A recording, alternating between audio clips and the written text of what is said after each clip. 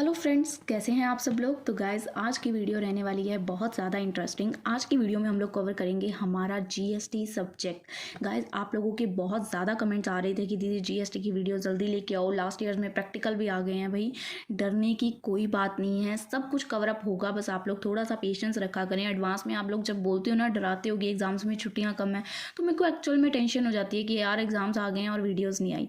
तो प्लीज़ थोड़ा सा काम रहा करें, क्योंकि अगर आप मेरे को हाइपर कर देंगे तो वीडियोज़ जो आनी है ना वो भी नहीं आ पाएंगी। ठीक है, तो आज की वीडियो बेसिकली रहेगी हमारी जीएसटी के यूनिट 1 के ऊपर। गाइस, आई डोंट नो कि आपकी बुक्स में यूनिट 1 के कितने चैप्टर हैं, बट मैंने सिर्फ इस वीडियो में आपके लिए सिर्फ 3 चैप्टर्स को पिक किया है जो पिछले 5 सालों से कंटिन्यूसली क्वेश्चंस को रिपीट कर रहे हैं। ठीक है, बट मैं आपको ये वीडियो स्टार्ट करने से पहले ही एक डिस्क्लेमर देना चाहती हूँ कि ये वीडियो के अंदर मैं ऐसा कुछ प्रोवाइड नहीं कर रही हूँ कि जो ये कहे कि क्वेश्चन पेपर में यही क्वेश्चंस आएंगे। ये जस्ट हमारा एक अजम्पशन है कि पेपर पिछले कुछ सालों में क्वेश्चंस ये आए हैं, तो इनमें से नेक्स्ट आ सकते हैं। हम ये नहीं कह रहे कि पेपर एग्जैक्ट यही आएगा। सो प्लीज़ ये चीज़ ध्यान में रखें। अगर आपको इनके अलावा भी कोई क्वेश्चंस इंपॉर्टेंट लगते हैं तो प्लीज़ उनको भी करके जाएं। ठीक है, तो प्लीज़ ये चीज़ ध्यान में रखें। पेपर हम लोग सेट नहीं करते हैं, we are just a simple video creators जो आपके लिए कंटेंट लेके आते हैं, इंपॉर्टेंट टॉपिक्स कवर करते हैं, बट हम लोग एग्जाम सेट नहीं करते। हमारी पीयू के साथ कोई सेटिंग वेटिंग नहीं है। ठीक है, तो आपको ये चीज़ ध्यान में रखनी है। तो चलिए आज की वीडियो की तरफ बढ़ते हैं। आज की वीडियो में हम लोग हमारा सबसे पहला चैप्टर करेंगे, विच इज़ चैप्टर नंबर 2, जिसमें हम लोग बिल्कुल बेसिक चीज़ें देखेंगे कि जीएसटी क्या होता है, ये कैसे काम करता है, इसमें कैसे इंप्लीमेंटेशन होती है, कौन जीएसटी में रजिस्टर कर सकता है, एवरीथिंग। ठीक है, तो बहुत बेसिक वीडियो रहने वाली है। मतलब जीएसटी आज के टाइम पे हर बच्चे को पता है कि क्या होता है। तो आपको बहुत ध्यान से कंसंट्रेशन के साथ सुनना है कि आफ्टर वीडियो को देखने के बाद आपको ये ना हो कि मुझे लर्न भी करना है। इतना आपके दिमाग में मटेरियल घुस जाना चाहिए वीडियो को देखने के बाद कि आप बिना पढ़े भी, यानी कि बिना लर्न किए भी पेपर अटेम्प्ट करने के लायक बन जाओ। ठीक है, तो मेरा मेन मोटो यही होता है। तो प्लीज़ वीडियो को सारे काम छोड़ छाड़ के देखिएगा, ध्यान से सुनिएगा, समझिएगा, तभी समझ आएगी। तो सबसे पहला क्वेश्चन आपकी स्क्रीन पे है, देखिए कि जीएसटी क्या है और ये कैसे काम करता है, आपको इसके बारे में बताना है। देखिए क्वेश्चन 2019 में आया है और बिल्कुल बेसिक क्वेश्चन है, जिसका यूज़ आप हर क्वेश्चन को स्टार्ट करने से पहले कर सकते हो। यानी कोई भी क्वेश्चन आए, क्वेश्चन तो रिलेटेड टू जीएसटी है, उसमें आपको जीएसटी का मीनिंग भी लिखना पड़ेगा और जीएसटी कैसे काम करता है ये आप क्वेश्चन की लेंथ को बढ़ाने के लिए लिख सकते हो। ठीक है, तो अंडरस्टैंडिंग जीएसटी। जीएसटी क्या होता है? गुड्स और सर्विस के ऊपर जो टैक्स अप्लाई होता है उसको जीएसटी बोलते हैं। The goods and service tax एक सिंगल यूनिफाइड टैक्स है जो कि गुड्स की सप्लाई या सर्विसेज की सप्लाई के ऊपर अप्लाई होता है इंडिया के अंदर।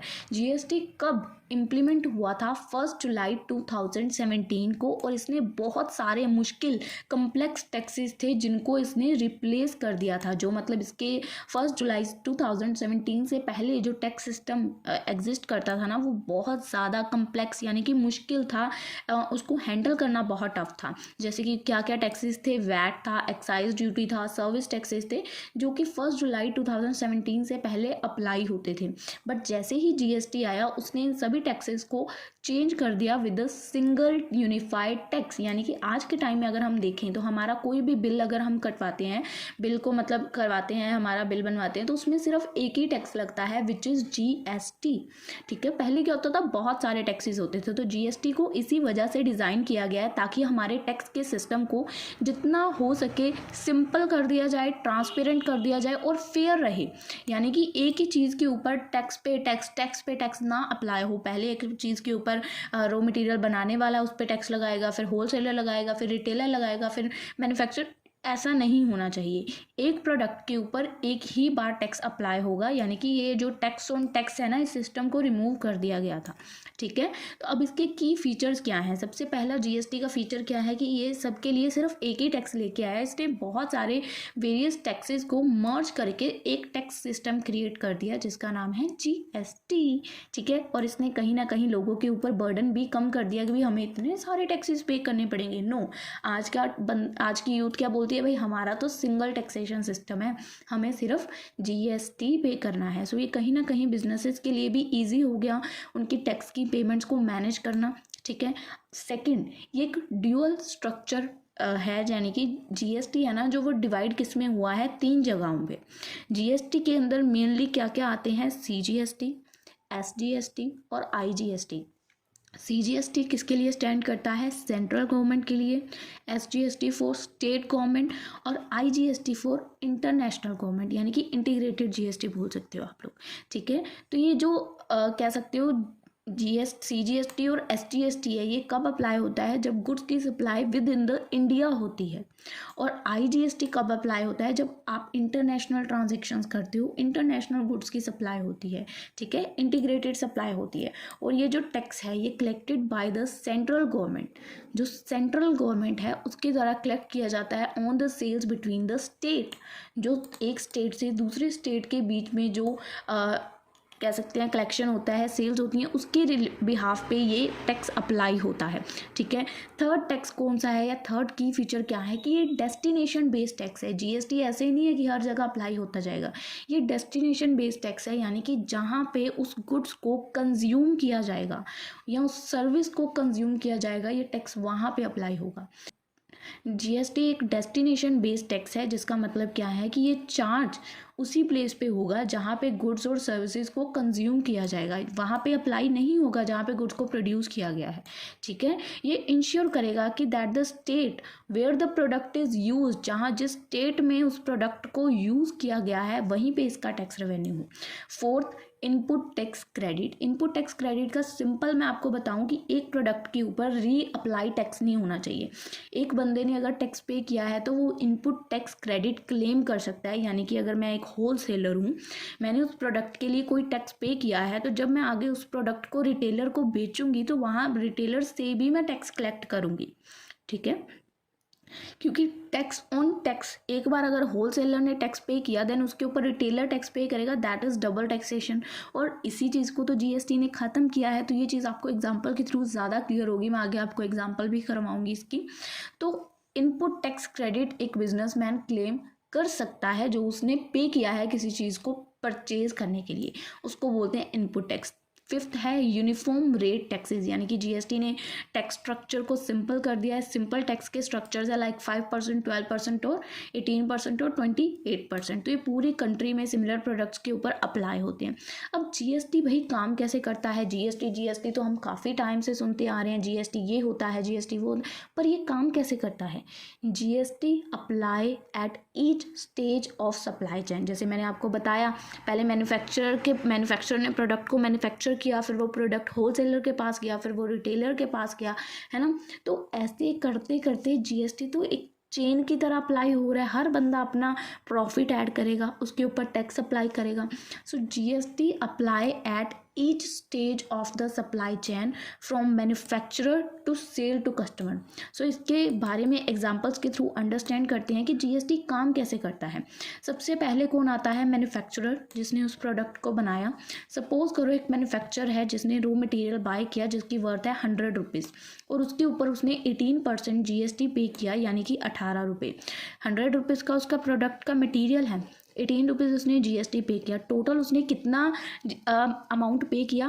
118। तो manufacturer use this raw material to make a product, उसने उस रॉ मटेरियल का यूज़ किया और उससे एक प्रोडक्ट तैयार किया और उसको आगे होल सेलर को सेल किया फॉर 150 रुपीज़। कितने का उसने बाय किया था? 118 का।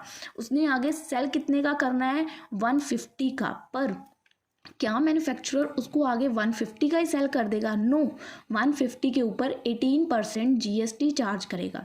18% GST उसने चार्ज किया 150 के ऊपर, दैट इज़ 27। ठीक है, 27, तो टोटल सेल जो वो आगे कस्टमर को कर रहा है वो है 177 की। अब मैन्युफैक्चरर ने खुद कितना GST पे किया था? 18 रुपये। उसने आगे जिसको सेल किया रिटेलर को, होलसेलर को, कितना GST लिया? 27। तो 18 में से 27 अगर हम माइनस कर दें तो ये जो 9 रुपीज़ है, सिर्फ ये GST पे होगा गवर्नमेंट को।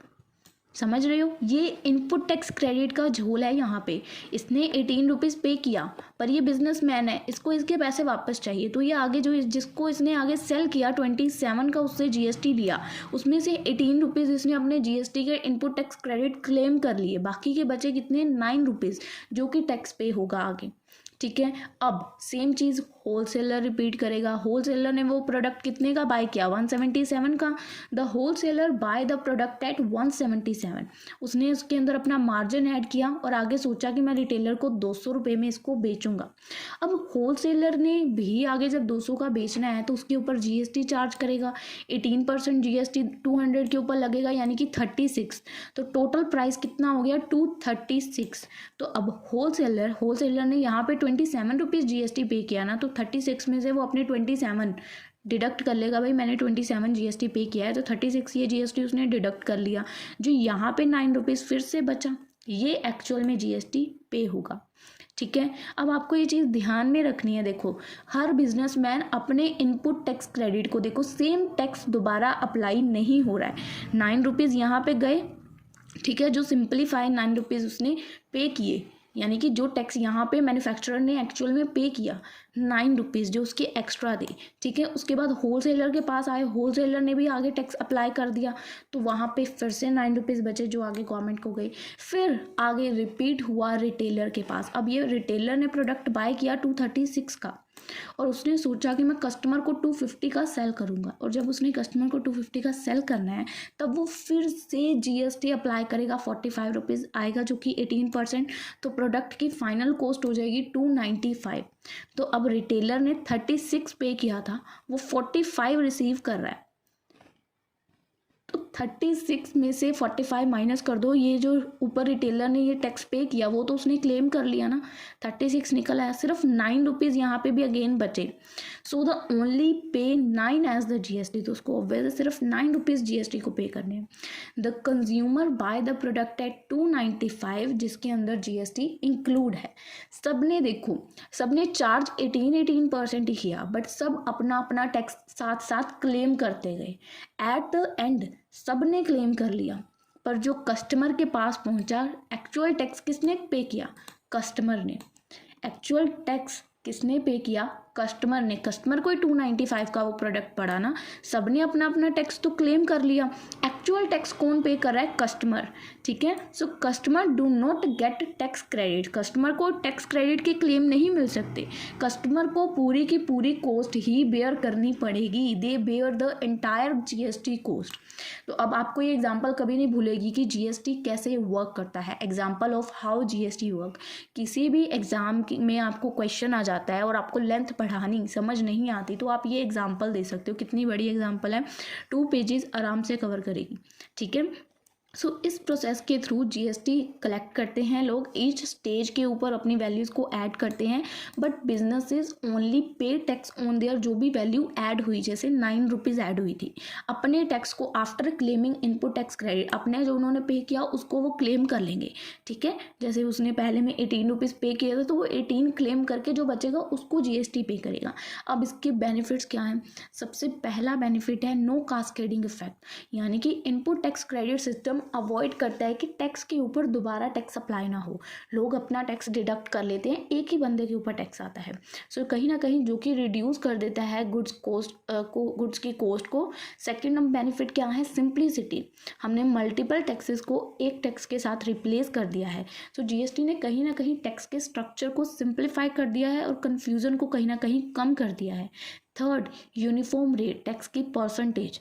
ठीक है। Similar goods and services are taxed at the same rate across the country. तो कहीं ना कहीं ये टैक्स रिलेटेड जो भी डिस्प्यूट्स हैं या जो भी बर्डन्स हैं उसको कम करता है। Fourth, ease of business. GST ने unified structure and online filing system make it easier for businesses कि वो उसको ईजिली ऑपरेट कर पाएँ और टैक्स रूल्स के साथ कंप्लाई कर पाएँ। तो गाइस देखिए, थोड़ी सी ना वीडियो की स्टार्टिंग में आप लोगों का मुझे बेस सेटल डाउन करना है, इसी वजह से थोड़ी सी वीडियो स्टार्टिंग में हम लोग ब्रीफ में करेंगे, क्योंकि आगे जाके क्वेश्चंस ऐसे आएंगे कि हम सीधा जंप करेंगे। ठीक है। तो आपको ये चीज़ बेसिक है तो ध्यान से सुननी है। सबसे नेक्स्ट क्या है, देखिए टाइप्स क्या हैं जीएसटी के, मैंने आपको ऊपर भी बताया, सीजीएसटी, एसजीएसटी और आईजीएसटी। जो सीजीएसटी है ये GST goes to the central government. ये अप्लाई कब होता है, जब goods and services within the single state sale किए जाते हैं। SGST भी पार्ट है GST के ऊपर वाले का ही, ठीक है। स्टेट गवर्नमेंट इसको कलेक्ट करती है और ये भी सेल अगर with in a single state हो रही हैं तो अप्लाई होता है। IGST कब अप्लाई होता है? जब 2 स्टेट्स के ये with in a single state यानी कि इंडिया के अंदर अंदर ट्रांजेक्शन हो रही हैं और ट्रांजेक्शन हमारी इंडिया से बाहर हो रही है। For example if goods are sold from Maharashtra to Gujarat तो IGST कलेक्ट होगा by the central government and later उसको डिस्ट्रीब्यूट कर दिया जाएगा बाय द जो भी उसके अंदर स्टेट्स इन्वॉल्व होंगे। अब इसकी भी यहाँ पे प्रैक्टिकल एग्जांपल दी गई है कि GST इन एक्शन क्या है। अगर इंट्रा स्टेट सेल होती है, लेट्स अज्यूम करते हैं एक सेलर है महाराष्ट्र का जो कि गुड्स को सेल कर रहा है वर्थ जिसकी है 1000 टू बायर, जो कि बायर कहाँ का है? With in Maharashtra. ये इंट्रा स्टेट सेल है, ठीक है। तो यह देखिए सेम महाराष्ट्र से महाराष्ट्र में ही सेलर भी महाराष्ट्र का है, बायर भी महाराष्ट्र का है, तो with in Maharashtra same state के अंदर जो है ट्रांजैक्शन हो रही है। तो GST तो 18% अप्लाई होगा, पर 9% CGST और 9% SGST। तो टोटल अमाउंट जो है वो 1000 के ऊपर 90 रुपीज़ टैक्स आएगा, ठीक है। 90 रुपीज़ CGST का, 90 रुपीज़ SGST का, तो टोटल अमाउंट जो है वो 1180 हो जाएगा। बोथ CGST और SGST अप्लाई होगा अगर हमारी with in a 1 state transaction हो रही है, बट वो था इंट्रा स्टेट, ये है इंटर स्टेट यानी कि स्टेट अलग अलग हो गए। सेलर महाराष्ट्र का है, बायर गुजरात का है। अभी यहाँ पे देखिए सेलर महाराष्ट्र का है और बायर गुजरात का है, तो GST तो 18% अप्लाई होगा, बट IGST यहाँ पे स्टेट के बाहर ट्रांजैक्शन हो रही है तो डायरेक्टली 18% अप्लाई होगा। 1000 के ऊपर 18% 180, टोटल अमाउंट अगेन वही है। बट अगर 2 स्टेट्स में ट्रांजैक्शन हो रही है तो IGST, और अगर सेम स्टेट में ट्रांजैक्शन हो रही है तो CGST और SGST। अब इसके अंदर GST तो आना था, आ गया, पर GST को लाने के बाद क्या क्या चैलेंजेस आए, किन किन मतलब वजहों से इसको क्रिटिसाइज किया गया कि GST बहुत बुरा है, ठीक है। First one is complex compliances, यानी कि स्मॉल बिजनेसेस को कंप्लाई करना GST के साथ, यानी कि जो इसका रिटर्न फाइल करने का प्रोसेस है कहीं ना कहीं ये चैलेंजिंग था, क्योंकि ये ऑनलाइन सिस्टम्स के साथ था। लोगों को कई मोस्टली लोग तो आज के टाइम पे अपनी रिटर्न्स वगैरह खुद फाइल कर लेते हैं, लेकिन बहुत सारे लोगों को अभी भी समझ नहीं आती कि GST में फाइलिंग प्रोसेस कैसे करना है। स्मॉल बिजनेसेस के लिए इसको समझना थोड़ा मुश्किल है। Second, increase rate on some goods, some items जैसे कि 20% GST स्लैब जिनके ऊपर लगता है, हायर टैक्सेस लगते थे पहले, तो कहीं ना कहीं उनकी डिमांड्स पे भी इसका इफेक्ट पड़ा है, उनका रेट बढ़ गया है कुछ गुड्स का इसकी वजह से। थर्ड, ट्रांजिशन इशू यानी कि moving from multi tax system to GST require businesses to adapt quickly, और उनको कई इनिशियल डिफ़िकल्टीज़ का फेस करना पड़ा। यानी कि पहले क्या था, लोगों को मल्टीपल टैक्स पे करना पड़ता था और एकदम से उनको GST पे शिफ्ट करना पड़ा, तो नए सिस्टम को अडेप्ट करना, उसको समझना, कहीं ना कहीं उनको बहुत सारा इनिशियल डिफ़िकल्टीज़ को फेस करना पड़ा इस सिचुएशन में। और यहीं पे क्वेश्चन का ना यहाँ पे कंक्लूजन दिया गया है, जो तो आप लोगों को खुद रीड आउट करना चाहिए, ठीक है। अब नेक्स्ट क्वेश्चन क्या बनता है जो 2021 में एग्जाम में आया था कि how GST is better than previous tax system. इसको आपको डिटेल में बताना है कि लेटेस्ट डेवलपमेंट क्या हुई है GST में। अब देखो, मैंने आपको ऊपर GST के बारे में डिटेल में बता दिया, अब क्वेश्चन जंपिंग वाले आ गए हैं, हम जंप करेंगे, जो जो टॉपिक हमें लगेगा कि इसके बारे में हमें पता है हम वो रीड आउट नहीं करेंगे, ठीक है। How GST is better than previous tax system. अब अगर आप इसको अपनी लैंग्वेज में सोचो कि GST कैसे अच्छा है प्रीवियस टैक्स सिस्टम से। GST की वजह से क्या हुआ, एक सिंगल टैक्स आ गया। पहले क्या होता था, कितने सारे वेरियस टैक्सेस थे, like VAT, excise duty, service tax, more than. तो यही लिखा हुआ है नीचे, देखो यहाँ पे लिखा हुआ है ना, बिफोर GST टैक्स सिस्टम बहुत कम्प्लेक्स था, वैट हुआ करता था, एक्साइज ड्यूटी, तो सेम वही चीज़ें लिखी हुई हैं, ठीक है। तो यहाँ पे इन्होंने ब्रेक डाउन किया है क्या क्या लेटेस्ट डेवलपमेंट्स आई GST के आने के बाद। फर्स्टली, 1 नेशन 1 टैक्स, कि एक नेशन पे एक ही टैक्स अप्लाई होगा। अगर GST है तो GST के पहले क्या होता था, कितने सारे सेपरेट टैक्सेस अप्लाई होते थे जो कि कंफ्यूजिंग थे और टैक्स स्ट्रक्चर के ऊपर कहीं ना कहीं एक बर्डन क्रिएट करते थे। फॉर एग्जांपल, अगर आप एक प्रोडक्ट को लेने जाते हो, product could be tax bye the central government through excise duty, और उसी के ऊपर बाद में स्टेट टैक्स लगता था, वैट, तो कितना डिफ़िकल्ट था वो।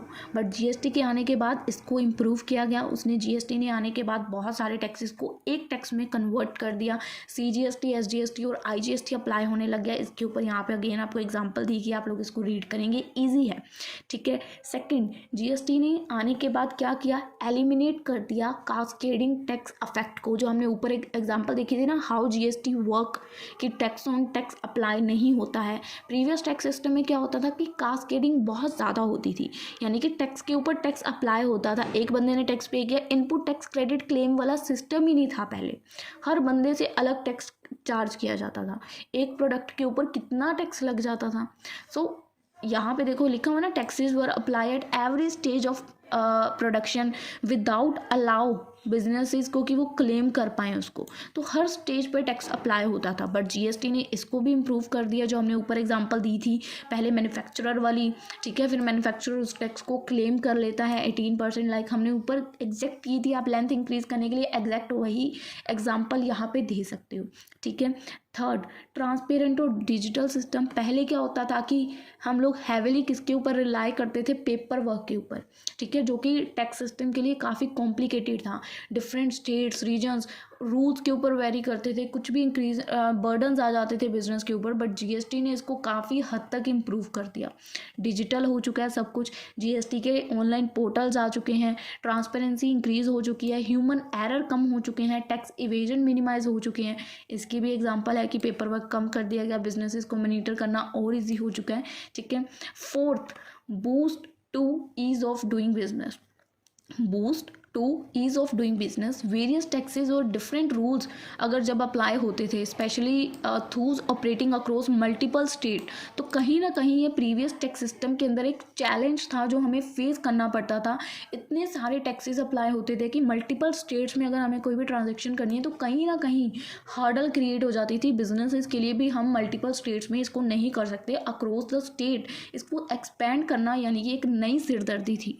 बट GST ने देखिए इसको भी इम्प्रूव कर दिया कि अगर आपको कहीं भी स्टेट से या विद इन अदर स्टेट आपको कोई भी बिजनेस को अपने एक्सपैंड करना है तो सिंपल टैक्स अप्लाई होगा, दैट इज़ IGST, ठीक है। तो आप लोग इसको भी एग्जांपल के थ्रू एक्सप्लेन कर सकते हो। Fifth, encourage for small businesses. Smaller businesses को डिफिकल्टीज फेस करनी पड़ती थी, कम्प्लेक्स टैक्स की कैलकुलेशन थी, कंप्लायंस रिक्वायरमेंट्स थी, but under the old system small businesses को पुराने टैक्स सिस्टम के अंदर क्या होता था, चाहे छोटे से छोटा स्मॉल बिजनेस है ना, उसको भी एक गंदा सा टैक्स का जो प्रोसेस है, VAT, excise duty, service tax, सब कुछ फॉलो करना पड़ता था। बट GST ने इस चीज़ को भी यहाँ पे इम्प्रूव कर दिया है, ठीक है। लोअर टैक्स रेट्स कर दिए हैं, बर्डन्स कम कर दिया है स्मॉल बिजनेसेस के ऊपर। अभी भी कुछ बिजनेसेस को दिक्कत आती है और उस चीज़ को धीरे धीरे और इम्प्रूव किया जा रहा है, ठीक है। बट यहाँ पे इनके लिए बहुत ज़्यादा पहले वाले स्ट्रक्चर से ईजी कर दिया गया है। Small restaurants owners with a turnover 30 lakh opt कर सकते हैं कंपोजिशन स्कीम, पे कर सकते हैं, एक फिक्स रेट है कि आपको सिर्फ 5% पे करना है, ठीक है। नेक्स्ट क्या है, यूनिफाइड मार्केट हो चुकी है, यानी कि प्रीवियस टैक्स सिस्टम में क्या होता था कि हर स्टेट के ऊपर डिफरेंट टैक्स अप्लाई होते थे। Goods entering from other state creating barriers, और इंटर स्टेट ट्रेड मतलब मुश्किल होता था उनके लिए स्टेट टू स्टेट ट्रांजेक्शन्स करना, अपने गुड्स को सेल करना, बिजनेस को एक्सपैंड करना। तो कहीं ना कहीं जिसकी वजह से मार्केट में चीज़ों के प्राइस भी बढ़ जाते थे क्योंकि टैक्सेस ही बहुत ज़्यादा होते थे। तो GST ने कैसे इसको इम्प्रूव किया, ऑब्वियस है IGST आ गया।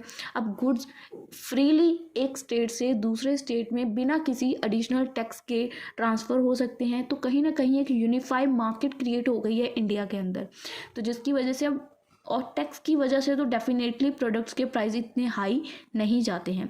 अब यहाँ पे बताई गई हैं कि क्या क्या लेटेस्ट डेवलपमेंट्स हुई हैं GST के अंदर। सबसे पहले मार्केट में लाया गया है इनवॉइसिंग सिस्टम, यानी कि इलेक्ट्रॉनिक बिल्स जो आप लोग देखते हो आज के टाइम पे, ठीक है। तो invoices was introduce to improve the accuracies of tax data, और आपके टैक्स इवेजन को रिड्यूस करने के लिए invoicing businesses must upload their invoice, जो अपने बिल्स को आप लोग GST पोर्टल पे डायरेक्टली अपलोड करते हो और उनको वेरीफाई करते हो अपने IRN नंबर के साथ, इनवॉइस रेफरेंस नंबर्स के साथ। तो सिंपली आपके बिल्स जो हैं वेबसाइट पे अपलोड हो जाते हैं और आपकी रिटर्न्स उसी के बेस पे फाइल होती है। तो बेनिफिट्स क्या है कि ये इंश्योर करता है कि जो भी आपके इनवॉइस इनवॉइसेज हैं वो डिजिटली रिकॉर्डेड होंगे, जो कि रिड्यूस कर देता है कि अगर आपको कोई भी टैक्स इवेजन होने के चांसेस हैं वो कम हो जाते हैं। तो ऑटोमेटिक जनरेशन, एक तरह से बोल सकते हो कि automatic generation of GST return हो जाती है। ठीक है, तो यहाँ पे आपको एग्जांपल दी गई है। Second, simplify GST return. Simplify GST return, a simplified return system was introduced to reduce the burden on businesses. ये सिंप्लीफाइड रिटर्न सिस्टम क्यों इंट्रोड्यूस किया गया था? ताकि बिजनेसेस का बर्डन रिड्यूस हो सके। इस सिस्टम के अंदर बिजनेसेस को सिर्फ फाइल करनी है उनकी 1 मंथली रिटर्न, जिसको बोलते हैं RET1। ठीक है, उनको सिर्फ उनकी 1 मंथली रिटर्न फाइल करनी है, मल्टीपल फॉर्म्स की ज़रूरत नहीं है। इसका बेनिफिट क्या है? कहीं ना कहीं ये पेपर वर्क को रिड्यूस कर देगा, जो भी उनका टैक्स फाइलिंग में टाइम स्पेंड होता है स्पेशली स्मॉल बिजनेसेस का, वो कम हो जाएगा, वेस्ट नहीं होगा। ठीक है। Third, expansion of composition scheme to support small businesses, threshold for the composition scheme was increase. Allow करना स्मॉल बिजनेसेस को, भाई आप लोग इसको ज्वाइन करें और कम से कम पे करें, अपने जो भी टैक्स के रेट्स हैं उनको कम से कम पे करें। तो कंपोजिशन स्कीम रिड्यूस करती है टैक्स बर्डन को स्मॉल बिजनेसेस के ऊपर और उनको हेल्प करती है कि आप इजीली जीएसटी का यूज़ कर सकते हैं। जैसे कि एग्जांपल दी गई है, एक ट्रेडर है जिसकी एनुअल टर्नओवर 1.5 करोड़ है, तो इस कंपोजिशन स्कीम को वो ऑप्ट कर सकता है, यानी कि अडॉप्ट कर सकता है और एक फिक्स टैक्स रेट पे कर सकता है इंस्टीड ऑफ फुल जीएसटी। तो इनको कहीं ना कहीं ये बेनिफिट देता है कि उनको कम टैक्स पे करना पड़ेगा। ठीक है। तो फ्रेंड्स, उसके बाद देखिए नेक्स्ट क्या है, जीएसटी रेट एडजस्टमेंट। गवर्नमेंट कई बार क्या करती है, अपने जीएसटी रेट्स को रिवाइज करती है कुछ गुड्स एंड सर्विसेज के रेवेन्यू को बैलेंस करने के लिए, यहाँ ताकि कस्टमर उनको ईजिली अफोर्ड कर पाएँ। इसकी एग्जांपल आप इजीली समझ सकते हो, जैसे कि इलेक्ट्रॉनिक व्हीकल, इनके ऊपर गवर्नमेंट ने टैक्स के बर्डन को थोड़ा रिड्यूस किया, यानी कि 5% कर दिया, ताकि जो इको फ्रेंडली ट्रांसपोर्टेशन है उसको प्रमोट किया जा सके। लोग ज़्यादा से ज़्यादा इलेक्ट्रॉनिक कार्स को बनाएं, बाइक्स को बनाएं और उसको अफोर्डेबल प्राइस में कस्टमर तक उन चीज़ों को पहुंचाया जाए। अगर जीएसटी उसके ऊपर ज़्यादा होगा, टैक्स रेट ज़्यादा होंगे, तो वो प्रोडक्ट कहीं ना कहीं कस्टमर के लिए अफोर्डेबल नहीं रहेगा। Next, QRMP scheme for small businesses, यानी कि quarterly return monthly payment scheme को इंट्रोड्यूस किया गया, ताकि जो स्मॉल बिजनेसेस हैं जिनकी टर्नओवर अप टू 5 करोड़ है वो ईजिली टैक्स पे कर पाएँ या जीएसटी के साथ कंप्लाई कर पाएँ। बिजनेसेस जो भी रिटर्न्स को फाइल करते हैं क्वार्टरली और टैक्सेस को पे करते हैं मंथली इस स्कीम के अंदर, इसका बेनिफिट क्या है, ये रिड्यूस कर देता है उनकी फ्रीक्वेंसी को, जो भी फाइलिंग रिटर्न्स को फाइल करने की उनकी फ्रीक्वेंसी है उसको रिड्यूस कर देता है। उनसे मंथली बेसिस पे टैक्स कलेक्ट करते रहते हैं। जो स्मॉल रिटेलर्स हैं, लाइक जिनकी 3 करोड़ टर्नओवर है, कैन फाइल रिटर्न, वो रिटर्न हर क्वार्टर फाइल करते हैं, हर महीने नहीं, क्वार्टर। तो कहीं ना कहीं उनका ये जो कंप्लायंस वर्कलोड है कम हो जाता है। ये सोचो ना कि आपको हर महीने रिटर्न फाइल करनी है, कहाँ आपको 3 महीने में एक बार करनी है, तो कहीं ना कहीं आपके दिमाग से ये वर्कलोड बर्डन कम हो जाएगा, भी मुझे रिटर्न फाइल करनी है। तो आप इस स्कीम का फ़ायदा ले सकते हो। एग्जाम्पल ऑफ जीएसटी जो कि हमारी इकोनॉमी के ऊपर असर डाल रही हैं, lower prices for customer by removing cascading taxes. GST ने रिड्यूस की है ओवरऑल कॉस्ट जो भी टैक्सेस की थी और कस्टमर्स को इसका बेनिफिट हुआ है। बूस्ट किया है इसने मैन्युफैक्चरिंग को, एलिमिनेटिंग ऑफ मल्टीपल टैक्सेस। कहीं ना कहीं इसने मैन्युफैक्चर सेक्टर को मोर कॉम्पिटिटिव बना दिया है, क्योंकि कॉस्ट को रिड्यूस कर दिया गया है, टैक्स स्ट्रक्चर को सिंपल कर दिया गया है। तो मैन्युफैक्चरिंग कहीं ना कहीं एक अलग ही बूस्ट ले रही है इसकी वजह से। थर्ड, ई कॉमर्स कहीं ना कहीं ग्रोथ की तरफ जा रही है। GST made it easier for e commerce businesses कि वो अक्रॉस द स्टेट ऑपरेट कर सकते हैं अपने बिजनेस को, क्योंकि उनको सिर्फ एक ही सिंगल टैक्स सिस्टम के साथ अब कंप्लाई करना है, उनको बाकी टैक्सेस से कुछ लेना देना नहीं है। तो यहाँ पे क्वेश्चन का ईजी कंक्लूजन है कि कैसे क्वेश्चन में बताया गया है। नेक्स्ट क्वेश्चन क्या है कि explain the main benefits available, कि मेन क्या बेनिफिट्स हुए हैं इंडियन इकोनॉमी को जीएसटी के आने के बाद। क्वेश्चन हम लोग ऊपर से ही करेंगे, मतलब ऐसे करेंगे कि आपको इजी रहेगा। 2022 में एग्जाम में क्वेश्चन आया है मेन बेनिफिट्स क्या हैं जीएसटी के। तो जीएसटी आपको पता है कब आया था, 1 जुलाई 2017, सब कुछ यहीं पे सेम ऊपर वाली चीज़ें बताई गई हैं। ठीक है, तो यहाँ पे हम सीधा चलते हैं कि इंडियन इकोनॉमी में इसने कैसे बेनिफिशियल है, इंडियन इकोनॉमी के लिए कैसे इसने सपोर्ट किया। Simplified tax structure, 1 nation 1 tax. पहले जीएसटी के क्या होता था, कितने टैक्सेस अप्लाई होते थे, आफ्टर जीएसटी के क्या हुआ। देखो बातें सेम हर क्वेश्चन में रिपीट हो रही हैं, बस हमारी बातें क्वेश्चन के देख के क्वेश्चन के अकॉर्डिंग अपना कह सकते हैं रास्ता, जैसे पानी अपना रास्ता बनाता है वैसे हमारे आंसर्स क्वेश्चन के अकॉर्डिंग डायरेक्शंस बना रहे हैं। ठीक है, जो क्वेश्चन में पूछ रहे हैं उसके अकॉर्डिंग ढलते जा रहे हैं। बातें सेम लिखी हुई है कि जीएसटी वन नेशन था, इसने कास्केडिंग टैक्स यानी कि टैक्स ऑन टैक्स को रिड्यूस किया, पहले क्या होता था और जीएसटी के आने के बाद क्या हुआ। ऊपर वाले क्वेश्चन वाला आंसर ही है। ठीक है, इंटरस्टेट ट्रेड को बूस्ट मिला है। हम पहले क्या थे, स्टेट टू स्टेट मतलब ट्रांजेक्शन अपने बिजनेस को एक्सपैंड करने के बारे में सोचने पे भी डरते थे कि इतने टैक्सेस, और आज के टाइम पे ये बहुत ईजी हो चुका है। उसके बाद गवर्नमेंट रेवेन्यू ऑब्वियस इंक्रीज हुआ है क्योंकि बेटर टैक्स के साथ कंप्लायंस है, लोगों के लिए इसको समझना इजी हो चुका है। ठीक है, उसके बाद इनकरेज किया है इसने स्मॉल बिजनेसेस को, कंपोजिशन स्कीम के बारे में उनको समझाया है। ट्रांसपेरेंसी हो गई है, आप इजीली कंप्लाई कर सकते हो डिजिटल सिस्टम के साथ, इजीली अपने काम को कर सकते हो। ठीक है, तो ये टाइम कंज्यूमिंग अब आज के टाइम पे बिल्कुल भी नहीं है कि अगर आपको रजिस्ट्रेशन करनी है या जीएसटी रिटर्न फाइल करनी है तो आप इजीली पोर्टल पे जाके कर सकते हो। ठीक है, उसके बाद नेक्स्ट क्या है, encouragement for the make in India initiative. पहले क्या होता था, कास्केडिंग टैक्सेस थे जो कि इंक्रीज करते थे, हमारी प्रोडक्शन की कॉस्ट बढ़ जाती थी, तो इंडियन प्रोडक्ट्स लेस कॉम्पिटिटिव थे पहले, पर जीएसटी ने टैक्स रेट से घटा दिए तो प्रोडक्शन कॉस्ट भी तो कम हो गई, तो इंडिया के गुड्स अब मोर कॉम्पिटिटिव है। मेक इन इंडिया प्रोडक्ट चल रहे हैं, पहले मेक इन चाइना चलते थे, आज के टाइम पे मेक इन इंडिया ज़्यादा चल रहे हैं। ठीक है, रिडक्शन इन लॉजिस्टिक कॉस्ट, पहले क्या होता था टैक्सीज ही बहुत ज़्यादा लगते थे ना, फ्यूल, वेयर हाउस की कॉस्ट, तो कहीं ना कहीं ये लॉजिस्टिक कंपनीज के ऊपर बहुत बुरा असर होता था, ट्रांसपोर्टेशन डिले हो जाती थी उनकी, बट जीएसटी ने ये सब कुछ रिमूव कर दिया। स्टेट एंट्री टैक्सेस नहीं है। ठीक है, तो कहीं ना कहीं लॉजिस्टिक्स को डिजिटलाइज कर दिया, अलाउ किया कि आप गुड्स को ईजिली मूव कर सकते हो from one state to another, transport की कॉस्ट कम कर दी गई, तो ये कहीं ना कहीं बेनिफिशियल है। ई कॉमर्स को प्रमोट किया, डिजिटल इकोनॉमी को लेके आए, इंक्रीज किया कॉम्पिटिटिवनेस ऑफ इंडियन एक्सपोर्ट, यानी कि पुराने ओल्ड सिस्टम में क्या होता था, जो एक्सपोर्टर्स थे उनको हाई प्रोडक्शन कॉस्ट फेस करनी पड़ती थी क्योंकि बहुत ज़्यादा टैक्सेस थे, तो कहीं ना कहीं इंडियन गुड्स के लिए हार्ड हो जाता था कि इंटरनेशनल लेवल पे वो compete कर पाएँ क्योंकि प्राइजेज ही हाई थे। पर जीएसटी के आने के बाद वो प्राइजेज कम हो गए, तो अब हमारे प्राइजेज ही जब कम हो गए तो अब हम compete ईजिली कर सकते हैं, हमारी प्रोडक्शन की कॉस्ट कम हो गई तो हम उनको बेटर प्राइजेज इंटरनेशनल लेवल पे ऑफर कर सकते हैं।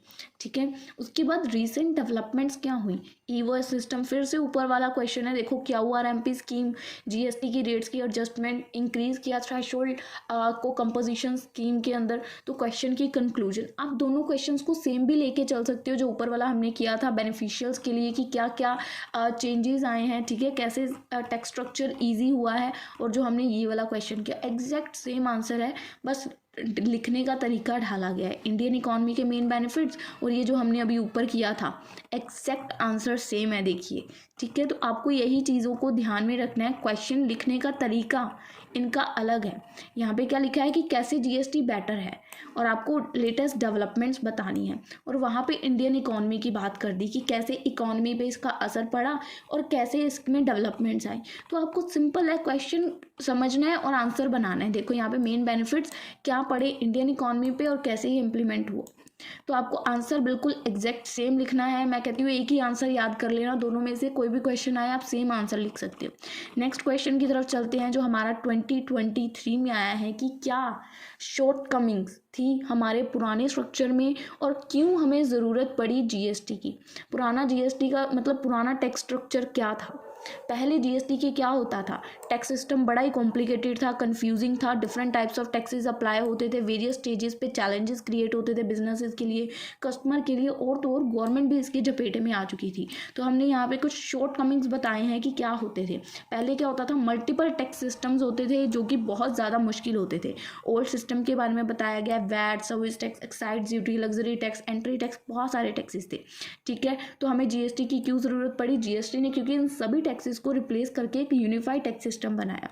ठीक है, पहले क्या होता था, कास्केडिंग टैक्स थे, बातें फिर वही हैं। पुराने सिस्टम में क्या होता था, टैक्स ऑन टैक्स अप्लाई होता था, बट जीएसटी ने क्या किया, इनपुट टैक्स क्रेडिट को लेके आया, जिससे टैक्स सिर्फ कस्टमर को बेयर करना पड़ता है, बाकी जो भी बीच के बंदे होते हैं, मीडियोकर्स होते हैं, उन सबको इनपुट टैक्स क्रेडिट क्लेम का ऑप्शन मिलता है। इंटीग्रेटेड ट्रेड के बैरियर्स पहले बहुत ज़्यादा थे, आप internet state to state transaction नहीं कर सकते थे, बट अब कर सकते हो। ठीक है, हाई कंप्लाइंसेस और एडमिनिस्ट्रेटिव कॉस्ट बहुत ज़्यादा थी, बिजनेसेस को डील करने पड़ते थे मल्टीपल टैक्स अथॉरिटीज़ के साथ, और सेपरेट रिटर्न्स को फाइल करना पड़ता था ईच टैक्स, जो मतलब उनकी कॉस्ट कहीं ना कहीं बढ़ जाती थी और उनका बर्डन भी बढ़ जाता था। बट आज के टाइम पे सिर्फ एक ही चीज़ है, जीएसटी। मुझे बताना ही नहीं पड़ेगा, जीएसटी ने बहुत सारा पेपर वर्क वगैरह, आपका टाइम सेव किया, आपकी कॉस्ट कम कर दी। ठीक है, उसके बाद increase scope of tax evasion. Complexity और गैप के कारण पुराने टैक्स सिस्टम में क्या होता था कि लोग अवॉइड करना शुरू कर देते थे। ठीक है, मतलब अपने प्रॉपर इन्वॉइसेस को इश्यू ही नहीं करते थे, बताते ही नहीं थे कि उनको टैक्स ही ना पे करना पड़े, तो जिससे गवर्नमेंट का रेवेन्यू कम होता था, क्योंकि लोग टैक्स ही नहीं पे करते थे। बट ऑब्वियस है, जीएसटी के आने के बाद क्या हुआ, सारे इन्वॉइसेस डिजिटल हो गए, ट्रैक करना इजी हो गया। जीएसटी ने रिड्यूस कर दिया कि अब लोग टैक्स चोरी ना कर पाएँ, टैक्स जिनका बनता है वो पे करें। ठीक है, और जो भी ट्रांजेक्शन है उनको जीएसटी के पोर्टल पे अपलोड किया जाता है बेटर ट्रांसपेरेंसी के लिए। नेक्स्ट, चैलेंजेस आए स्मॉल बिजनेसेस के लिए। ओल्ड सिस्टम में तो बहुत ज़्यादा चैलेंजेस थे स्मॉल बिजनेसेस के लिए, बट जीएसटी के आने के बाद उनको स्मॉल बिजनेसेस को कॉम्पोजिशन स्कीम के बारे में बताया गया कि आप क्वार्टरली भी रिटर्न फाइल कर सकते हो। Next, non uniform tax rate across the state थे, यानी कि ईच स्टेट के डिफरेंट टैक्स के रेट थे सेम प्रोडक्ट के लिए, तो कहीं ना कहीं लोगों को कन्फ्यूज़न हो जाती थी, रिलेटेड टू प्राइजेस। ठीक है, कंज्यूमर वन स्टेट अलग अलग टैक्सेस पे करते तो उनके लिए डिफरेंट था। अब जीएसटी के आने के बाद क्या हुआ कि अगर आपको स्टेट टू स्टेट ट्रांजैक्शन करनी है तो एक ही टैक्स अप्लाई होगा, दैट इज आईजीएसटी। तो यहाँ पे जीएसटी की नीड क्यों पड़ी कि जो ये यूनिफॉर्म टैक्स के रेट है पूरी स्टेट्स में लगते हैं, इनकी जगह सिर्फ एक ही टैक्स अप्लाई होना चाहिए। नेक्स्ट, मैन्युफैक्चरिंग और एक्सपोर्ट बिजनेस कॉस्टली पड़ता था। पुराने सिस्टम में क्या होता था, टैक्स के ऊपर टैक्स अप्लाई होता था, तो मैन्युफैक्चरिंग अगर हम कर रहे हैं या एक्सपोर्ट कर रहे हैं तो वो कहीं ना कहीं टैक्स अप्लाई होने की वजह से उस प्रोडक्ट की जो एक्चुअल कॉस्ट होती थी वो कहीं पे मतलब दब जाती थी। हर बंदे ने उसमें अपना बेनिफिट ऐड किया होता था। 200 की चीज़ बन के तैयार हुई है तो वो कस्टमर तक पहुँचते पहुँचते 1000 की हो जाती थी, क्योंकि हर बंदा अपने बेनिफिट को ऐड करता था। जीएसटी के आने के बाद ऐसा नहीं रहा। Higher prices for customer. पुराने सिस्टम में क्या होता था, कस्टमर के लिए प्राइजेस और ज़्यादा बढ़ जाते थे, क्योंकि अगर जो मीडियोकर्स हैं उनको इनपुट टैक्स क्रेडिट क्लेम नहीं मिलेगा तो ऑब्वियस है ना, वो प्राइजेस को और इंक्रीज करेंगे, 10-20 का मुनाफा रख के प्रोडक्ट आगे सेल नहीं करेंगे। पर जीएसटी के आने के बाद इनपुट टैक्स क्रेडिट का ऑप्शन आ चुका है, तो कास्केडिंग इफेक्ट एलिमिनेट हो चुका है। कास्केडिंग यानी कि टैक्स ऑन टैक्स। ठीक है, तो जीएसटी ने कहीं ना कहीं हेल्प की है कि प्राइजेस कम हों और कस्टमर के लिए ज़्यादा अफोर्डेबल हों। तो हाउ जीएसटी एड्रेस, अब ऊपर तो हमने देखे कि क्या शॉर्ट कमिंग्स थे, प्राइजेस हायर हुए पुराने सिस्टम के अकॉर्डिंग क्या क्या थे, और कैसे जीएसटी ने इनको ख़त्म किया या एड्रेस किया। जीएसटी सिंपल टैक्स सिस्टम ले आया, उसने कास्केडिंग इफेक्ट को बिल्कुल ख़त्म कर दिया, बिजनेसेस को अलाउ किया कि आप इनपुट टैक्स क्रेडिट क्लेम कर सकते हैं। नंबर 3 पे उसने स्मूथ इंटरस्टेट ट्रेड बना दिया, भाई आप स्मूथली एक स्टेट से दूसरी स्टेट में अपने बिजनेस को एक्सपैंड कर सकते हो, कोई दिक्कत नहीं आएगी। कंप्लायंसेस की कॉस्ट को कम कर दिया गया, ट्रांसपेरेंसी को बढ़ा दिया गया, स्मॉल बिजनेसेस को ज़्यादा से ज़्यादा सपोर्ट की, यूनिफॉर्म टैक्स रेट्स को लेके आया गया, बूस्ट किया गया मैन्युफैक्चरिंग और एक्सपोर्ट को ज़्यादा से ज़्यादा, और कस्टमर तक प्रोडक्ट जब पहुँचे तो उसकी प्राइस कम रहे, इस चीज़ का पूरी तरह ध्यान रखा गया। तो यहीं पे इस क्वेश्चन की कंक्लूजन है और ये चैप्टर हमारा यहीं पे समाप्त होता है। चैप्टर नंबर 3 की बात करें, चैप्टर नंबर 3 में हम लोग बात करेंगे कि हमने अभी तक देख लिया जीएसटी क्या है, कैसे काम करता है, कैसे मतलब ये हमारे इंडिया में आया, but who are liable for GST registration in under, ठीक है। मतलब कौन बंदा लायबल है कि वो जीएसटी के अंदर खुद को रजिस्टर कर सकता है, इसका प्रोसेस आपको डिटेल में बताना है कि रजिस्ट्रेशन कैसे कर सकते हैं, क्या प्रोसीजर है। पहले तो कौन बंदा लायबल है कि वो खुद को रजिस्टर कर सकता है।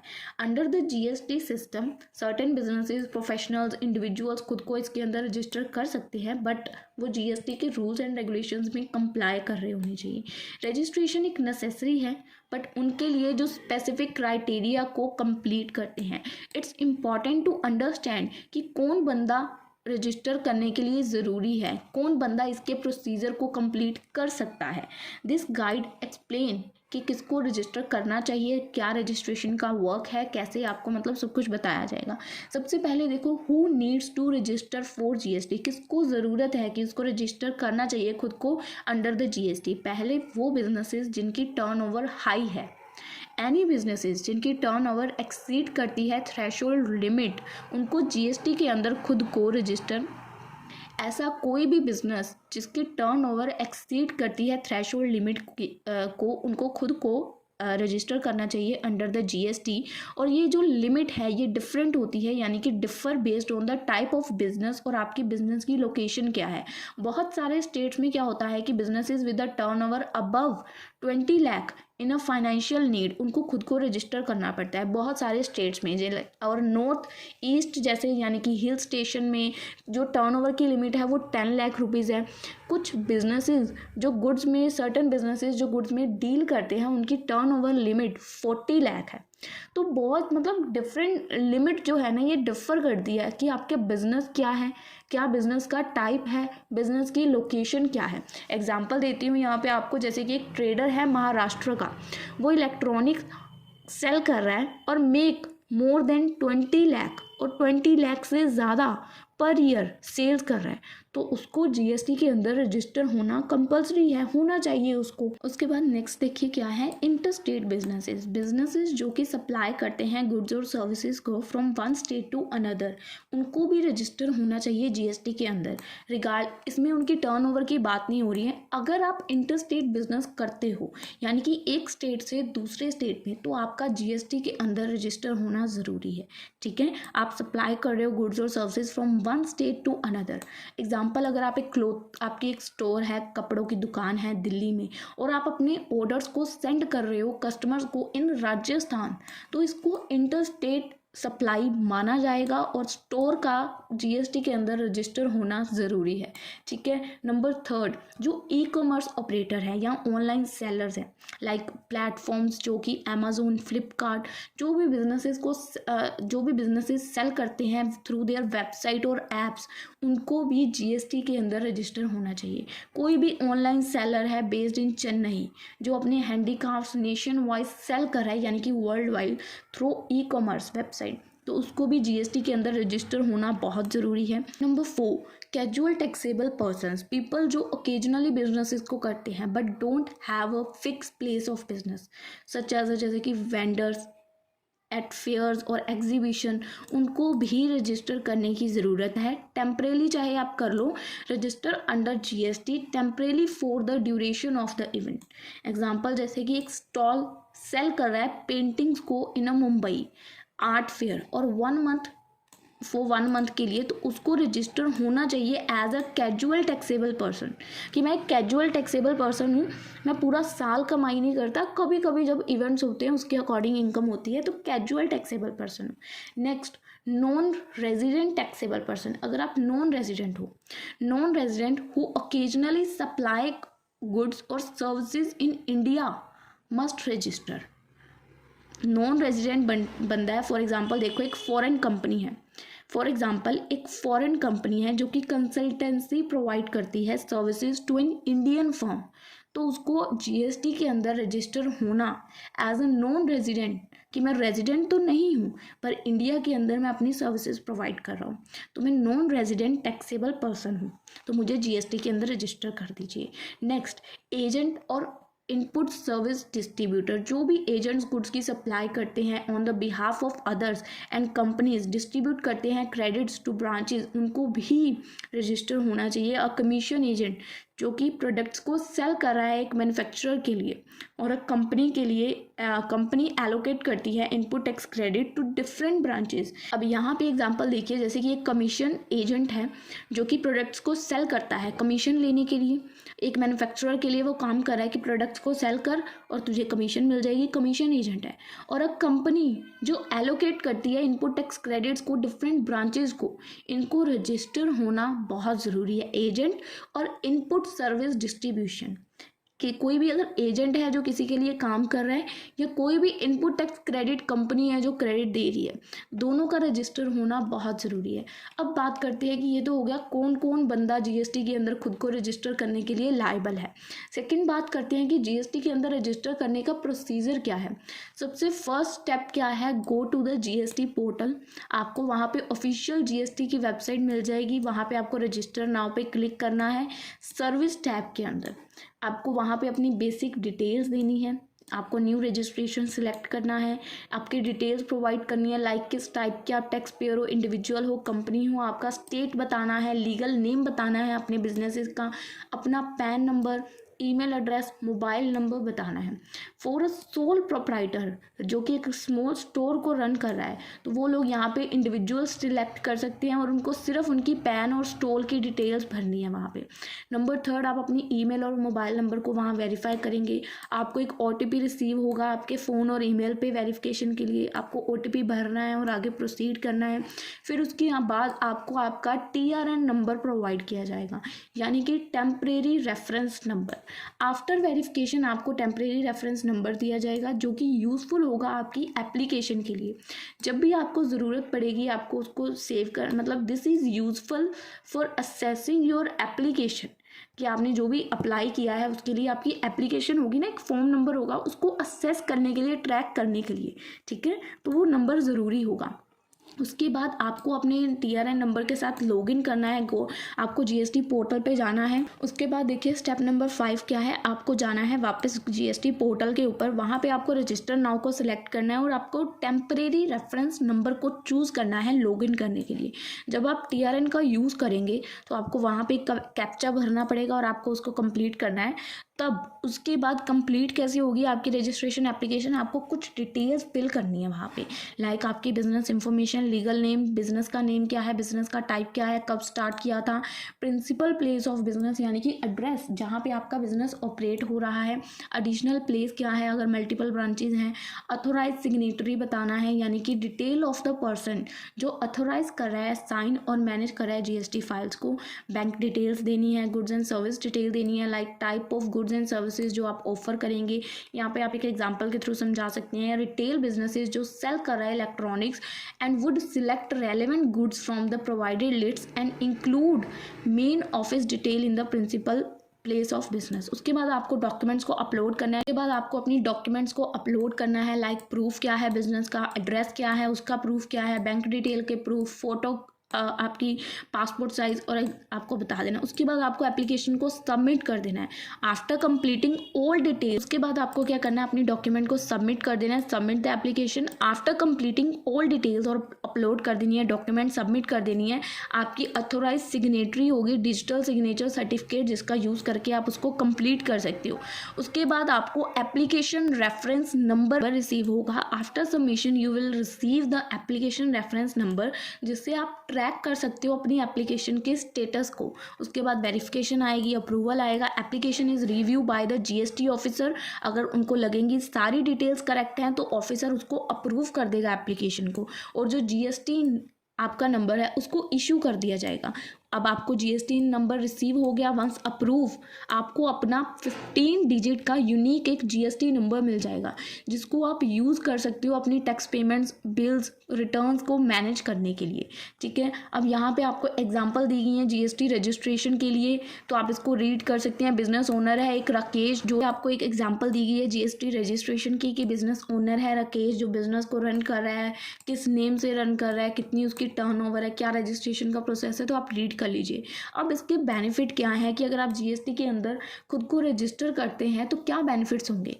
इंश्योर लीगल कंप्लाइंसेस, और आप अवॉइड करोगे पेनल्टीज़ को, मतलब आप रूल एंड रेगुलेशंस को फॉलो करोगे। नंबर 2, आपको इनपुट टैक्स क्रेडिट क्लेम मिलेगा। नंबर 3, जीएसटी रजिस्ट्रेशन अलाउ करेगी बिजनेसेस को, आप अपने आप को कि एक्सपैंड कर सकते हो इंटरनेशनली, ठीक है। उसके बाद क्वेश्चन की यहाँ पे आपको दी गई है कंक्लूजन।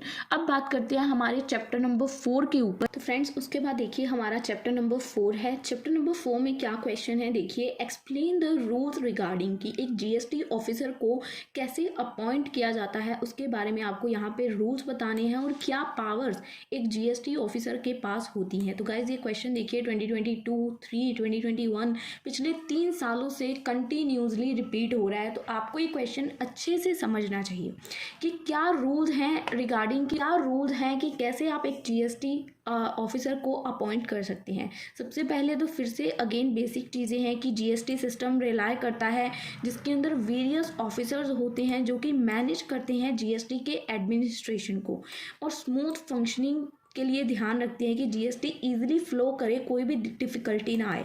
तो ये these officers are appointed under the central GST act 2017 और इनका जो रोल या इनकी जो पावर्स हैं वो क्लियरली डिफाइन होती हैं ताकि इनका जो भी इफेक्टिव टैक्स कलेक्शन है या जो भी कंप्लायंसेज हैं इनको ईजिली पता हो कि इनके पास क्या रोल हैं, क्या इनकी पावर्स हैं, कहाँ तक ये काम कर सकते हैं, ठीक है। तो यहाँ पे एक्सप्लेन किया गया है कि रूल्स के बारे में कि कैसे एक जीएसटी ऑफिसर को अपॉइंट किया जाता है। Appointment of the officer under the GST framework, several type of officers को अपॉइंट किया जाता है टू ओवरसी जीएसटी के ऑपरेशंस को देखने के लिए। ये जो अपॉइंटमेंट है ये सेंट्रल और स्टेट गवर्नमेंट डन करती है to ensure tax compliances, businesses को सपोर्ट प्रोवाइड करने के लिए। किस किस कैटेगरी के जीएसटी ऑफिसर्स होते हैं, सबसे फर्स्ट होते हैं कमिश्नर ऑफ सेंट्रल टैक्स। ये हाईएस्ट ऑफिसर होता है जीएसटी एडमिनिस्ट्रेशन का जो कि रिस्पॉन्सिबल होता है जीएसटी के ओवरऑल सिस्टम को सुपरवाइज करने के लिए। नंबर 2 आता है एडिशनल कमिश्नर और जॉइंट कमिश्नर। ये officers who assist the commissioner और handle significant task related to GST.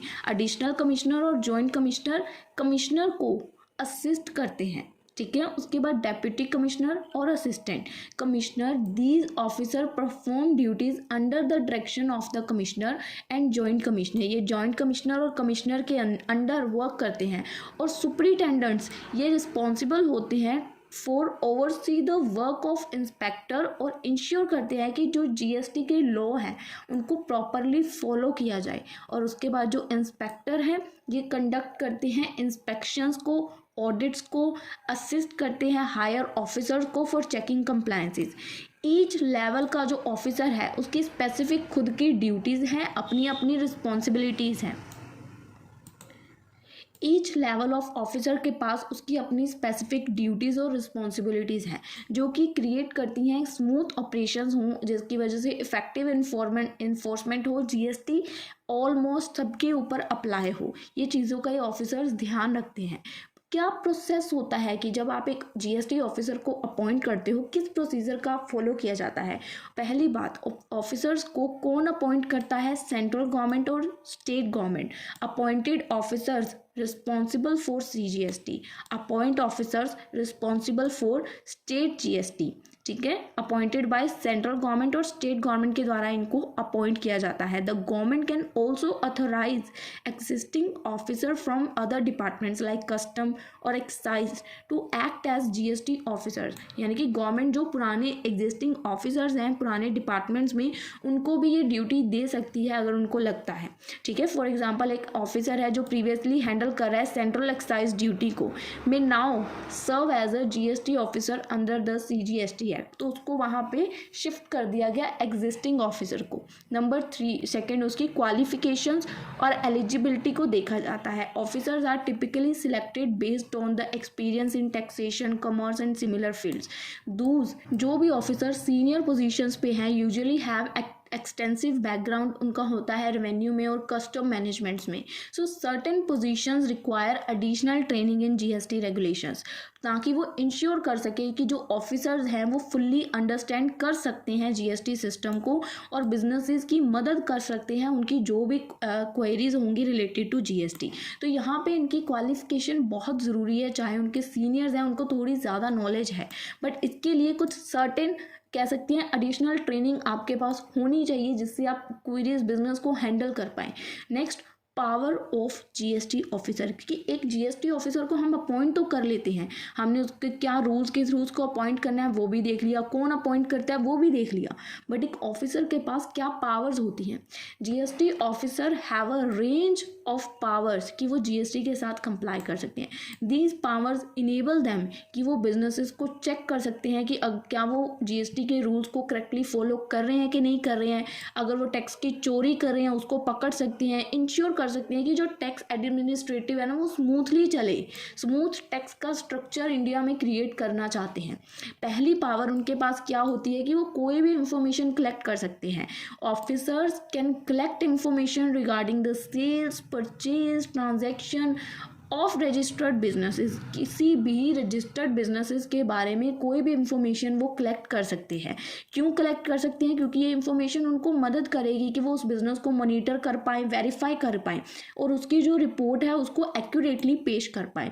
तो जीएसटी ऑफिसर रिक्वेस्ट करता है कि आप अपने रिकॉर्ड्स दिखा दें हमें सेल्स के रिटेलर को, ताकि मैं आपकी सारी ट्रांजेक्शन्स को चेक कर पाऊँ कि वो टैक्स है करेक्टली या नहीं। नंबर 2, सेकेंड पावर क्या है कि वो इंस्पेक्शन कर सकता है, सर्च कर सकता है और सीजर कर सकता है, यानी कि लॉक कर सकता है। So GST officer have the authority कि वो इंस्पेक्शन कंडक्ट कर सकता है, सर्च कर सकता है, सीजर कर सकता है। अगर उसको कोई भी शक होता है कि कोई भी बिजनेस है जो टैक्स जीएसटी के जो भी रूल्स एंड रेगुलेशन है उसके साथ कंप्लाई नहीं कर रहा है, तो वो सर्च एंड सीजर के ऑर्डर्स दे सकता है। Officers can inspect business premises and review कर सकते हैं उनके रिकॉर्ड्स को, अपनी जो भी उनके डाउट्स हैं उनको कंफर्म करने के लिए सबसे फर्स्ट इंस्पेक्शन कर सकते हैं। सेकंड, सर्च एंड सीजर, अगर ऑफिसर को बिलीव है कि जो गुड्स और जो डॉक्यूमेंट्स हैं उनको छुपाया जा रहा है या गलत दिखाया जा रहा है, तो वो सर्च कर सकते हैं और उस चीज़ को मतलब कह सकते हैं सीज कर सकते हैं, यानी कि ताला लगा सकते हैं, बंद कर सकते हैं उसको। ठीक है, अगर कोई भी बिजनेस सस्पेक्ट में आता है कि वो गलत रिपोर्टिंग कर रहा है, कुछ भी छुपा रहा है, तो उस पर सर्च एंड सीजर का जो है वो अप्लाई हो जाता है, उसकी उनके पास पावर्स है। नंबर 3, उनके पास पावर है कि वो अरेस्ट कर सकते हैं फॉर सीरियस ऑफेंस, लाइक अगर टैक्स की चोरी कर रहे हो, फॉल्स इंफॉर्मेशन दिखा रहे हो, तो ऑफिसर के पास वो पावर है कि वो इंडिविजुअल जो भी उसके अंदर इन्वॉल्व है उसको अरेस्ट कर सकते हैं। ठीक है, नेक्स्ट, उसके बाद उनके पास पावर है सम्मन की। ऑफिसर के पास ये अथॉरिटी है कि वो उसको क्वेश्चन कर सकता है बंदे को, जो भी सस्पेक्ट है। दे में कॉल अप एनीवन, जो भी उसके मैटर में इन्वॉल्व है उसको बुला सकते हैं, चाहे वो बिजनेस का ओनर है, एम्प्लॉय है, अकाउंटेंट है या जो भी है। ठीक है, तो ये कहीं ना कहीं ऑफिसर की मदद करेगा, जो भी एविडेंस वो गैदर करना चाहता है, बिजनेस को अच्छे से समझना चाहता है कि जो भी उसको शक हुआ है क्यों हुआ है, तो अगर उसको कुछ भी शक है तो उसके लिए वो किसी को भी सम्मन कर सकता है, इंफॉर्मेशन यानी कि कॉल कर सकता है, बुला सकता है, यानी कि उसकी इन्वेस्टिगेशन कर सकता है। ठीक है, उसके बाद उसके पास पावर है to demand payment of tax and penalties. Officer find that कि बिजनेसेस प्रॉपरली पे नहीं कर रहे हैं जीएसटी के अमाउंट को, तो वो ऑफिसर डिमांड कर सकता है, भाई पेमेंट करो, आपने जो टैक्स पे नहीं किया उसकी तो पेमेंट करो ही करो, साथ में इंटरेस्ट और पेनल्टी भी पे करो। तो ये इंश्योर करता है कि जो बिजनेसेस हैं वो दोबारा ऐसा अनफेयर एडवांटेज ना लें, टैक्सेस को अवॉइड ना करें। उसके बाद उसके पास पावर है कि वो ऑडिट कंडक्ट करवा सकता है। अगर ऑफिसर को लगता है कि जो बिजनेसेस हैं वो अपने अकाउंट्स को गलत प्रेजेंट कर रहे हैं, तो officer can audit a business और चेक कर सकता है कि क्या वो जीएसटी के लॉ के साथ कंप्लाई कर रहे हैं कि नहीं कर रहे हैं। ड्यूरिंग ऑडिट वो उनके पूरे फाइनेंशियल रिकॉर्ड्स को चेक करेंगे, टैक्स इनवॉइसेस को देखेंगे, इंश्योर करेंगे कि जो भी उसने इंफॉर्मेशन पुट की है करेक्ट है या नहीं है। ठीक है, उसके बाद ऑफिसर के पास पावर है कि वो फंड्स को रिफंड को अप्रूव कर सकता है, यानी कि officer also have the power to review and approve, review और अप्रूव कर सकता है जीएसटी रिफंड्स को। अगर बिजनेसेस ने गलती से ओवर पे कर दिया है जीएसटी को और वो एलिजिबल हैं कि उनको रिफंड किया जाए, तो वो इस चीज़ के लिए अप्लाई कर सकते हैं और ऑफिसर इस चीज़ को रिव्यू कर सकते हैं, इनकी रिक्वेस्ट को कि इनको पे बैक करना चाहिए या नहीं करना चाहिए।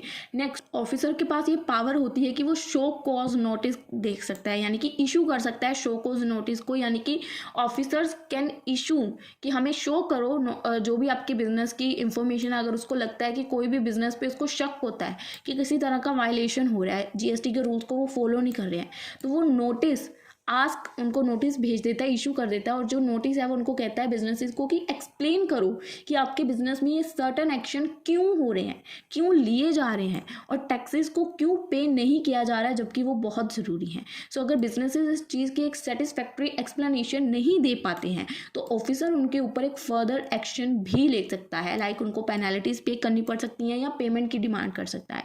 नेक्स्ट, अब हमने देख ली कि उसकी क्या क्या ऑफिसर की पावर्स होती है।